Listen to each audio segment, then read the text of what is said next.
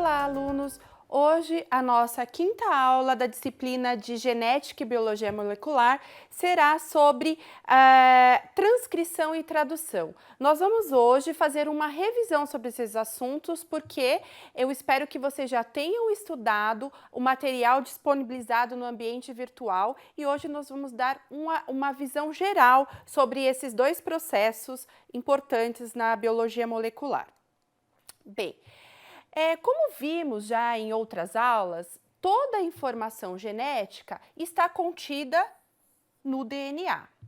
No entanto, essa informação no DNA, ela não tem uma função para a célula, para o organismo, para o indivíduo. Ela precisa ser transferida para uma proteína que vai ter a sua função. Vários tipos de funções. Funções enzimáticas, funções estruturais, como, por exemplo, função no movimentação muscular, na nossa respiração e muitos outros processos que vocês já estudaram em bioquímica. Bem, a informação que está contida no DNA, ela tem um fluxo que é passado primeiramente para RNA, que vocês já viram o que é, e depois a proteína. E esses processos têm nomes. De DNA para RNA é chamado de transcrição e de RNA para proteína é chamado de tradução. Bem, a transcrição do DNA a RNA é feita a partir de, com a ajuda de enzimas. Mas é necessário que se haja o DNA, obviamente, que é dupla fita, e uma das fitas funciona como molde para a síntese de RNA. O RNA, então, ele será a sequência da fita codificadora, enquanto que a fita molde, que é antiparalela e complementar à fita codificadora, servirá como molde para a síntese de RNA, que vai ter como diferença da fita codificadora o nucleotídeo uracila, ao invés de timina, que está presente no DNA. Os principais tipos de RNA presentes nas células são o RNA transportador, que nós vamos ver como ele participa desses processos, ele identifica e transporta os aminoácidos até o ribossomo. O RNA ribossômico, que é uma molécula constituinte dos ribossomos que são importantes para a síntese de proteínas. E o RNA mensageiro, que é a molécula que contém a informação genética para a sequência de aminoácido das proteínas. Então, aqui uma figura mostra os principais RNAs, né? O RNA mensageiro, que ele costuma ser simples fita e linear. O RNA transportador, que ele tem uma estrutura em forma de trevo, e o RNA ribossômico, que conjugado com proteínas vão formar o ribossomo, que são importantes para a síntese de proteínas. Bem, como eu falei para vocês, a síntese de RNA ela é feita com a ajuda de enzimas. E essas enzimas são chamadas de RNA polimerase. Em eucariotos, existem vários tipos de enzimas, eu vou destacar aqui a RNA polimerase 1, também chamada de POL1, que ela é responsável pela síntese de RNA ribossômico. A RNA polimerase 2, ou POL2, que tem como principal função a síntese do RNA mensageiro, que é importante para a tradução, ou seja, para a síntese de proteínas, e alguns RNAs especializados, e a POL3, ou RNA polimerase 3, que sintetiza os RNAs transportadores e alguns RNAs pequenos especializados, além do RNA ribossômico 5S. Nos procariotos, A transcrição e a tradução ocorre no mesmo ambiente celular, visto que os procariotos não têm aquela membrana que envolve o material genético, que é o núcleo. Como isso, nos eucariotos existe essa membrana, então o DNA ele é transcrito dentro do núcleo e o RNA mensageiro, então, é exportado para o citoplasma, onde será traduzido para haver a produção de proteína. Bom, a RNA polimerase também está presente nos procariotos, e aqui eu trouxe um exemplo de RNA polimerase da bactéria E. coli, que é um complexo enzimático grande e que nós vamos dar destaque para a subunidade sigma durante o processo de transcrição. A transcrição, ela é formada por vários passos e os principais são iniciação, a elongação do RNA, o processamento desse RNA e a terminação da síntese desse RNA. Bem, na iniciação, primeiramente é importante que a RNA polimerase encontre o início da síntese do RNA, em qual sequência do DNA ela vai começar a transcrever para formar o RNA. Então, essa região que a RNA polimerase tem que reconhecer chama-se promotor, que é uma sequência de DNA específica de iniciação da transcrição. Bom, a RNA polimerase se liga a essa região promotora e o fator sigma completa esse complexo enzimático para a transcrição do DNA a RNA mensageiro.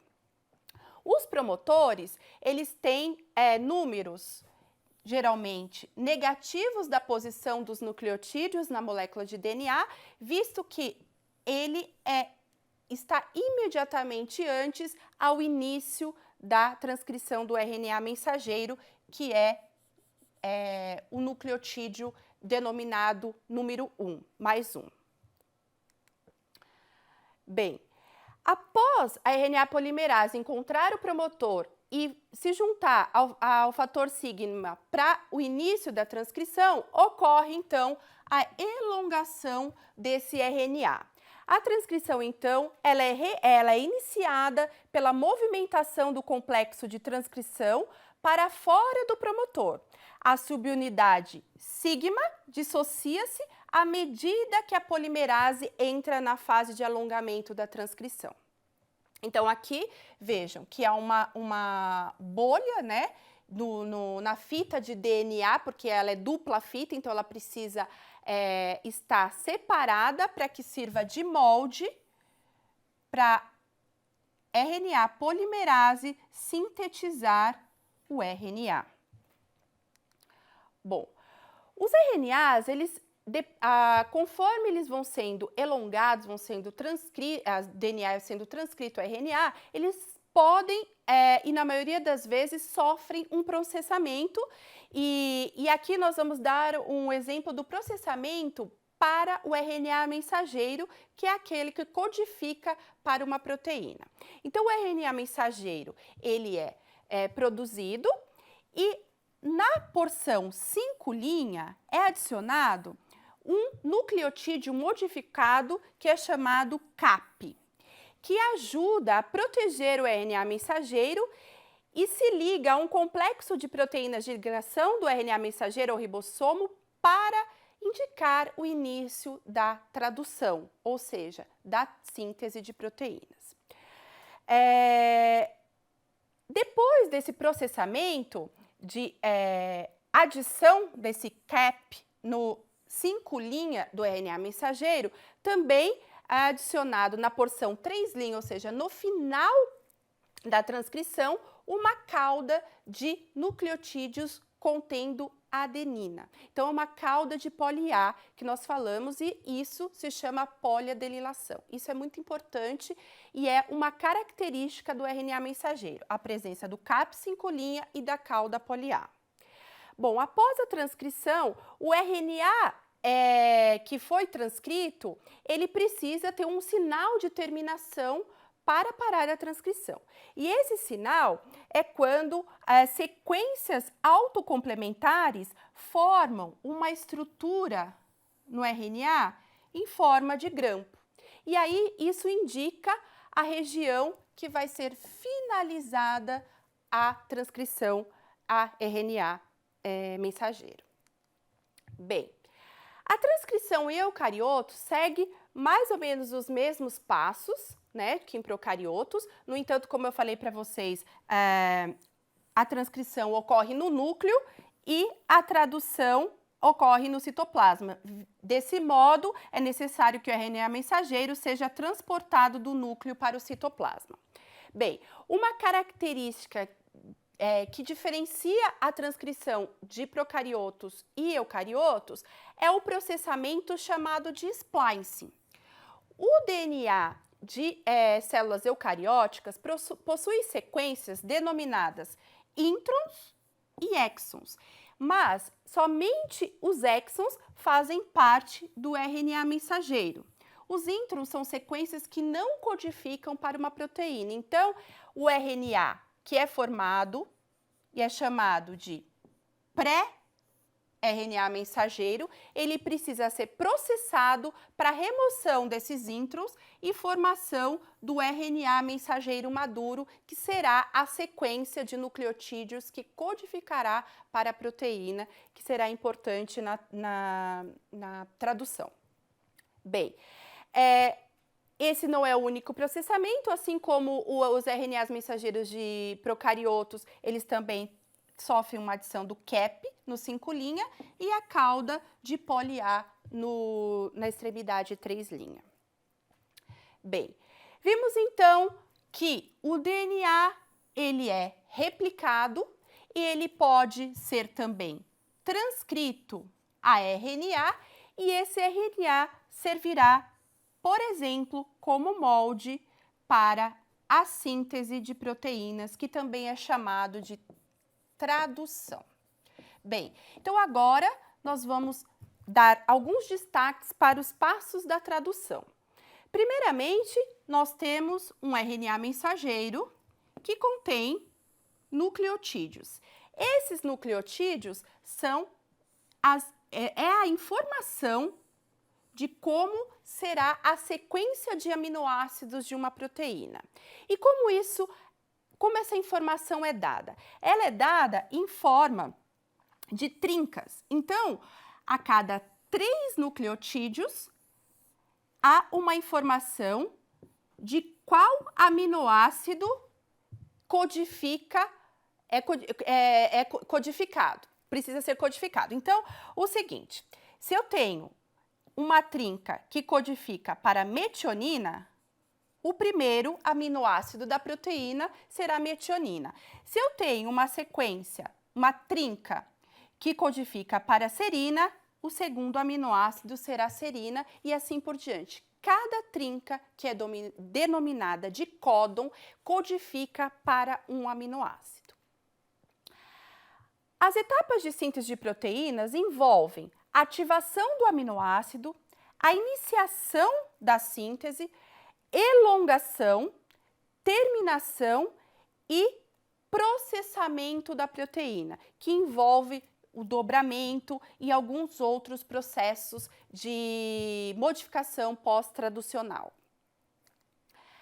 Bem, os principais elementos para a síntese de proteína são o ribossomo, o RNA transportador e o RNA mensageiro.